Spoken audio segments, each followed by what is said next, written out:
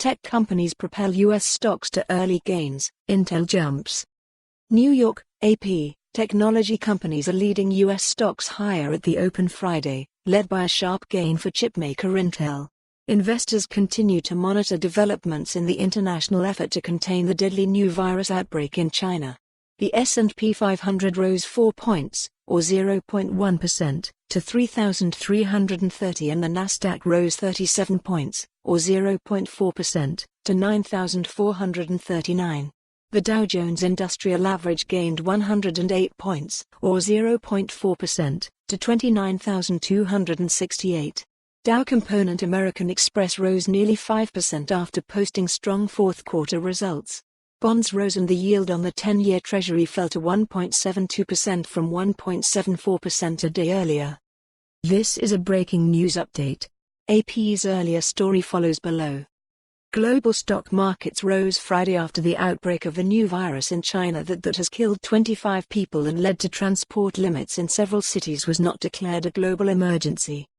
Germany's DAX gained 1.4% to 13,577, while the CAC 40 in Paris rose 1.1% to 6,038, helped also by a report of improvements in manufacturing data. A survey of manufacturing activity in the Eurozone reported Friday suggested demand is stabilizing despite weakness in some regions. In Britain, the FTSE 100 also gained 1.6% to 7,630. Wall Street likewise looked set for an upbeat open, with the future contracts for the S&P 500 and the Dow Jones Industrial Average up 0.3%. As authorities confirmed more cases of the new virus first reported in the central Chinese city of Wuhan, investors continue to monitor developments in the international effort to keep it from spreading further and potentially harming the global economy. Japan's Nikkei 225 index rose 0.1% to 23,827.18, and in Hong Kong the Hang Seng gained 0.2% to 27,949.64 in a shortened session. Australia's S&P ASX/200 picked up 2.5 points to 7,090.50, while the Sensex in India rose 0.6% to 41,622.97. Markets were closed in Shanghai and the rest of mainland China, South Korea, Malaysia, and Taiwan.